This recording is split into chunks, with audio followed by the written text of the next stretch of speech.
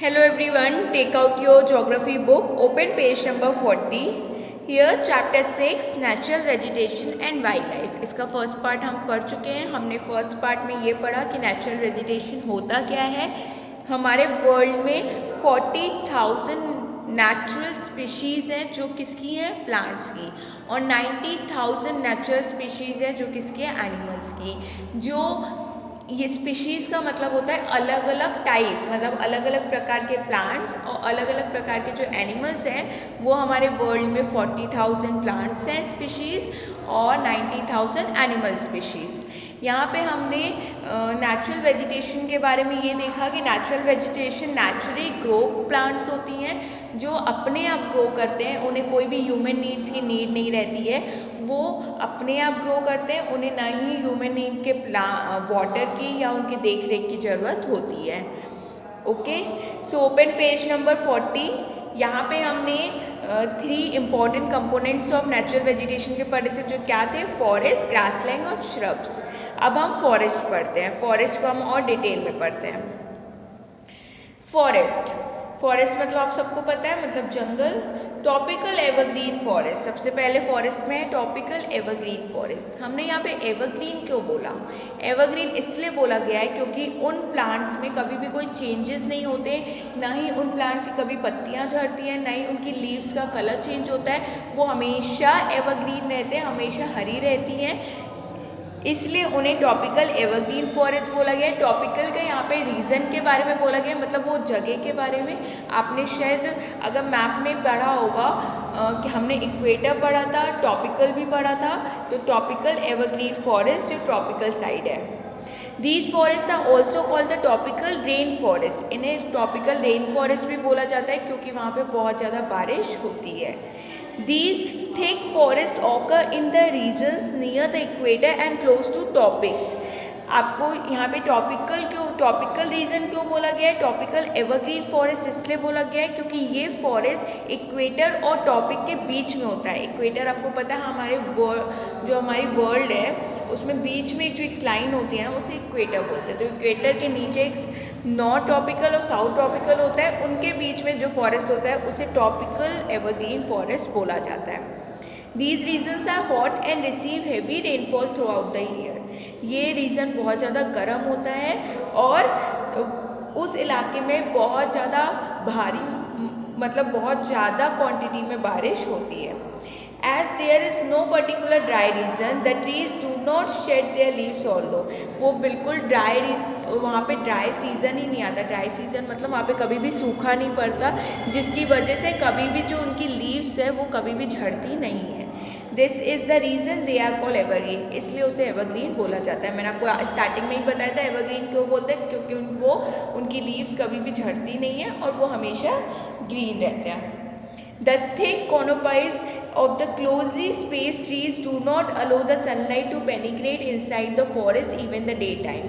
जब उसमें सूरज की रोशनी पड़ती है ना, तो वो ट्रीज़ इतने ज़्यादा बड़े बड़े होते हैं और एक दूसरे से बिल्कुल वो जब आपको पता होगा जो बड़े बड़े ट्रीज़ होते हैं वो ऐसे ग्रो करते हैं कि वो बिल्कुल फैल जाते हैं। तो वो जो अगल बगल जो ट्रीज़ होते हैं वो आपस में फैल कर उन्हें पूरा शेड टाइप का बन गया है, उनके बीच में बिल्कुल भी स्पेस नहीं है, जिसकी वजह से जो सूरज की रोशनी है वो कभी उस लैंड तक कभी नहीं पहुंच पाती, उस ज़मीन तक कभी भी पहुंच नहीं पाती। जो सूरज की रोशनी है वो हमेशा वो ट्रीज़ के ऊपर जो ऊपरी जो हिस्सा होता है वहाँ तक ही सूरज की रोशनी पहुँच पाती है, कभी भी सूरज की रोशनी नीचे लैंड पर नहीं आ पाती। Hardwood trees like rosewood, ebony, mahogany are common here. जो हार्डवुड ट्रीज़ होती है ना, जो जिनकी ब्रांचेस बहुत ज़्यादा हार्ड होती है, जिनकी लकड़ियाँ बहुत हार्ड होती हैं, तो वो कौन कौन से हैं? रोजवुड है, आइबोनी है एंड माहोगैनी है, जो कि बहुत ज़्यादा कॉमन है ट्रॉपिकल एवरग्रीन फॉरेस्ट में। ओके, यहाँ पे आ जाओ। डू यू नो में the tropical evergreen forest in Brazil is so enormous that it is like the lungs of the earth. Brazil में जो ट्रॉपिकल एवरग्रीन फॉरेस्ट है ना, वो उसे लंग्स ऑफ द अर्थ इसलिए बोला गया है क्योंकि वो हमेशा ट्रॉपिकल एवरग्रीन फॉरेस्ट है, वहाँ पे बहुत सारे पेड़ हैं और वो हमेशा एवरग्रीन रहता है, जो कि हमारे लंग्स के लिए बहुत अच्छा है। क्यों? क्योंकि हमें ट्रीज से ऑक्सीजन मिलता है, जो कि हमारी लंग्स के लिए बहुत अच्छा है, इसलिए उस रीज़न को लंग्स ऑफ द अर्थ बोला जाता है। यहाँ पे आ जाओ, anaconda one of the world largest snake is found in the tropical rainforest. It can kill and eat the large animals such as a crocodile. Anaconda एक type का snake है, सांप है, तो वो सबसे बड़ा सांप है और वो ट्रॉपिकल रेन फॉरेस्ट में पाया जाता है। आपको शायद पता होगा जहाँ पे बहुत बारिश होती है वहाँ पे जनरली स्नेक्स रहते ही हैं, तो ट्रॉपिकल रेन फॉरेस्ट में एनाकोंडा जो सबसे बड़ा स्नेक है वो उस रीजन में पाया जाता है। और वो जो एनिमल को मार के एक जो क्रोकोडाइल होता है ना उसे भी खा सकता है, वो इतना बड़ा होता है। जो एनाकोंडा है वो बहुत बड़ा होता है, तो वो क्रोकोडाइल मतलब मगरमच्छ को भी मार के खा जाता है। Now come to the page number 41, topical deciduous forest. Topical deciduous forest क्या होता है? डिसीजियस फॉरेस्ट का मतलब होता है कि बहुत ज़्यादा सूखा, ड्राई। तो अब देखते हैं, अभी हमने एवरग्रीन फॉरेस्ट पढ़ा जहाँ पे कभी भी कोई भी, वहाँ पे हमेशा जो रीजन है वो वेट रहता है, कभी भी सूखा नहीं पड़ता। अब हम पढ़ते हैं वो रीजन जो हमेशा सूखा रहता है, tropical deciduous forest. Tropical deciduous are the monsoon forest found in the large part of the area India, north Australia and in central America. जो ट्रॉपिकल डिसीजियस फॉरेस्ट है ना, वो मॉनसून फॉरेस्ट उसे बोला जाता है और वो बड़े बड़े इलाकों में पाया जाता है, जैसे कि नॉर्थ ऑस्ट्रेलिया हो गया, इंडिया हो गया और central America. These regions experience seasonal changes. उस रीजन में सीजनल चेंजेस होते हैं, जैसे अगर गर्मी का मौसम है तो उस रीजन में भी बहुत गर्मी पड़ेगी, अगर बारिश का मौसम है तो बहुत बारिश पड़ेगी, अगर ठंडी का मौसम है तो ठंडी पड़ेगी। उसमें सीजनल चेंजेस होते हैं, मतलब मौसम के अनुसार उसमें बदलाव आते रहते हैं। Trees shade there leaves in the dry season two conserve water. जो ट्रीज होते हैं ना, उनकी लीव्स ड्राई सीजन में, जो जब मौसम बहुत ज़्यादा सूखा पड़ जाता है तो उनकी जो लीव्स होती है वो झड़ जाती हैं। The hardwood trees found in these forest are sal, teak, neem and shisham. उस इलाके में कौन कौन से ट्रीज पाए जाते हैं? साल, टीक, नीम और shisham. Hardwood trees are extremely useful for making furniture, transport and constructional material. जो हार्डवुड ट्रीज होते हैं ना, उनकी जो लकड़ी होती है, जो उनकी ब्रांचेस होती है, वो किस लिए काम आते हैं? फर्नीचर बनाने के, ट्रांसपोर्ट के और कंस्ट्रक्शनल मटेरियल के। Tiger, lions, elephants, langurs and monkeys are the common animals of these regions. Tropical deciduous forest में ये सब जानवर पाए जाते हैं। कौन कौन से? टाइगर, लायन, एलिफेंट, लंगूर्स और मंकीज। अब आ जाओ टेम्परेट एवरग्रीन फॉरेस्ट। आपको सब जितने भी मैं आपको फॉरेस्ट के बारे में बता रही हूँ उन सब की आपको पिक्चर दी हुई है, तो आपको पिक्चर से भी बहुत ज़्यादा क्लियर हो रहा होगा कि वो किस टाइप का जंगल होगा। अब पढ़ते हैं टेम्परेट एवरग्रीन फॉरेस्ट। अब देखते हैं टेम्परेट एवरग्रीन फॉरेस्ट क्या होता है।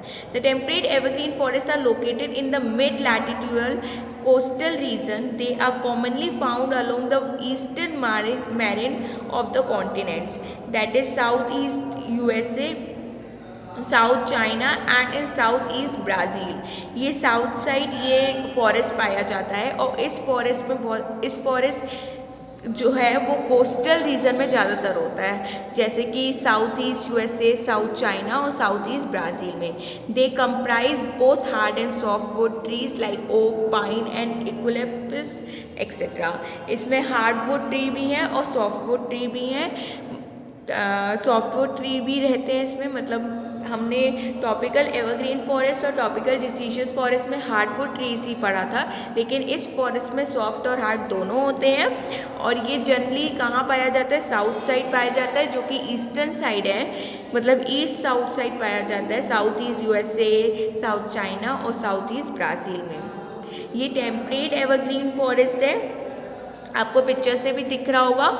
मैंने आपको एवरग्रीन बताया था, ये भी हमेशा इनकी पत्तियां हरी रहती हैं, कभी सूखा नहीं पड़ता और इस रीजन में भी बारिश होती है। ओके, तो ये था topical evergreen forest, topical deciduous forest और temperate evergreen forest. Okay, thank you.